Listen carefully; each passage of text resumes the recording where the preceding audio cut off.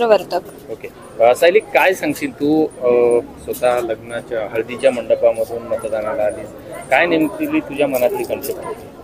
तर बेसिकली माझ्या लग्नाची आणि हळदीची तारीख खूप आधी ठरलेली आणि त्यानंतर जेव्हा कळलं की 20 तारखेलाच मतदान आहेत, तर सगळ्यात पहिला थॉट हाच आला की आपलं मतदान यावर्षी चुकेल, जे कधीच आधी चुकलेलं नव्हतं.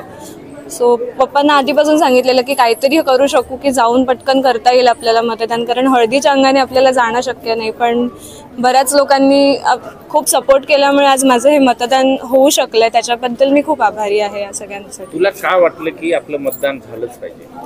माझ्या मते प्रत्येक एका मताची खूप किंमत आहे या देशात. कोणीही मतदान चुकवलं नाही पाहिजे. एका चांगल्या फ्युचरसाठी आणि आपलं जे डेव्हलपमेंट होत आहे त्यासाठी हे मतदान करणंच खूप महत्त्वाचं आहे. म्हणजे जोपर्यंत आपण घराबाहेर निघणार नाही तोपर्यंत घराबाहेरची डेव्हलपमेंट होणार नाही. त्यामुळे मला हे मतदान चुकवायचं नव्हतं.